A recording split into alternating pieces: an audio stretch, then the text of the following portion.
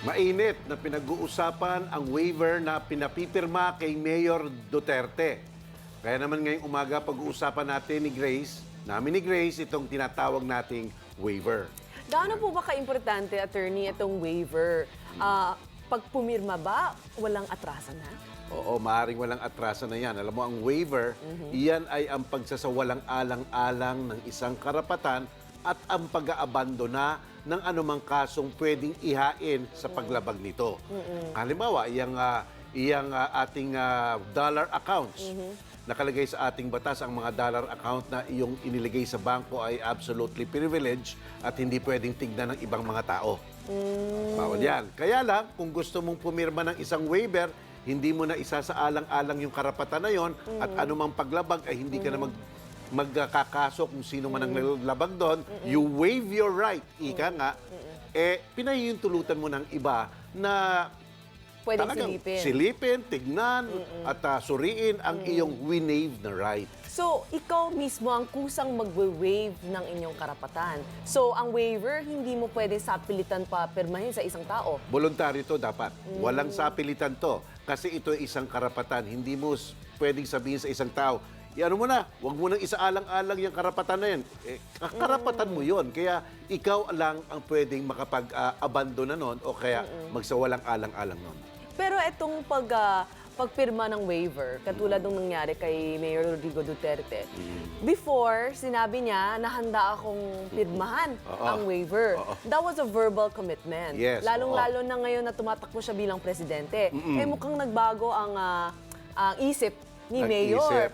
Yung verbal commitment na i-waive niya ang kanyang karapatan, may legal basis to pursue this waiving of the right? Wala naman. Kasi alam mo, ang pag-waive talaga dapat malinaw na malinaw.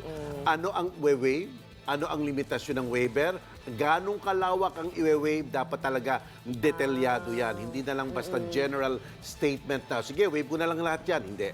Kasi nag-iingat rin, baka gusto mo lang limited waiver, may mga limitation lang, konti lang ang i-waive mo. O parang universal waiver na, okay, lantad na ako, lantad na lahat. Sige, tignan nyo na kung ano man ang tignan nyo sa aking mga karapatan. So, ang isang waiver po, nakasulat po din doon kung hanggang saan ang sakop nitong waiver na ito. Tama ka doon, Grace, tama yun. Sapagkat nga, siyempre, maaring gusto mong pang ilihim ang iba. Kaya ginagawa mong limited waiver. I see. Etong sinabi po ni Mayor Rodrigo Duterte, medyo it's getting back to him because he already committed that he was gonna waive it. What do you think, attorney? Alam mo, Grace, kasi ngayon election season yan kasi siyempre, basta't ang isang issue sa ating politika ay ang graft and corruption. Alam mo naman, basta't graft and corruption, dyan ang pumapasok yung mga issue ng ill-gotten wealth. Ito lang ang sweldo mo. Bakit ganyan kalaki ang iyong pera? Saan mo nakuha yan? Malalaman lang natin yan sa waiver. Kaya, ayan na, lalong-lalo na ngayon, meron pang si Trillanes, meron pang pinaparatang na napakalaki pala ng kanyang pera, around 200 million. 211 million. 211 million, sabi ni Trillanes. Kaya, malalaman lang talaga yan kung, may waive ni ang kanyang karapatan sa bank secrecy law. Ayan. Pero hindi lahat ng waiver. Kung even ginawa, kahit na ginawa, hindi lahat ng waiver legal. So, ang verbal commitment, syempre pwede kang umatras. Pero pag napirmahan mo na, Hindi ka na pwedeng umatras. Wala na. Maliban na lang kung ang waiver na ginawa mo ay labag sa batas, public policy, public order. Halimbawa, ganito. Ako nagtatrabaho sa'yo. Grace, sinabi ko sa'yo, sinabi mo sa akin, i-waive mo na nga yung 13-month pay mo. Sabi ko, sige na nga sir, naaawa ako sa inyo dahil mukhang lugi ang inyong business. Pumirma ka pa. Bawal yon. Hindi mo pwedeng i-waive ang 13-month pay. Tapos sinabi halimbawa na nagpapatrabaho, alam mo, lugi kami ngayon i-waive mo na ang sweldo mo, pwede ba? Winave mo naman. Pumirma ka, naturyado pa. Bawal rin yon.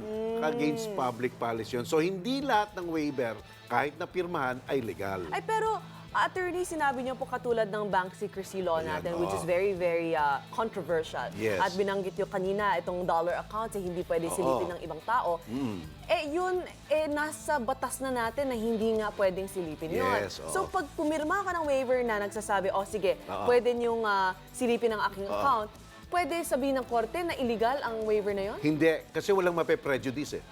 Wala naman tatamaan ng ibang tao na masasaktan o mapipinsala ang karapatan nila. Ang matatamaan lang, ikaw. Kaya okay na okay yun. Walang problema yon. So mga kapatid, alam nyo na, bago po kayo pumirma ng waiver, lalong-lalo na kung medyo sapilitan at illegal ang pinapapirma sa inyo, nako, tawagan nyo na si Attorney Mel dito sa ating show. Isa pa nga. Yung waiver na yan, may ibang tawag dyan. Quit claim. Quit claim, yung mga sinasabi sa mga nagtatrabaho. O ibibigay ko separation pay mo, basta pumirma ka dito. Okay. Di ba? Para may kapalit na, teka muna, di ba talaga namang akin yung separation pay? Bakit ako pipirma dyan sa quit claim? Halimbawa, ganon. Bawal rin yun. Ibig po sabihin, for example, isang kang restaurant owner. Yes. Gusto mo protektahan ng negosyo mo just in case na, for example, tinanggal mo itong tao na to sa kanyang trabaho at binigay mo sa kanya lahat ng mga karapat-dapat. Alright, Pero natatakot ka na baka meron siyang ibang mga kasong Iba to pwede sa'yo. isampa sa'yo.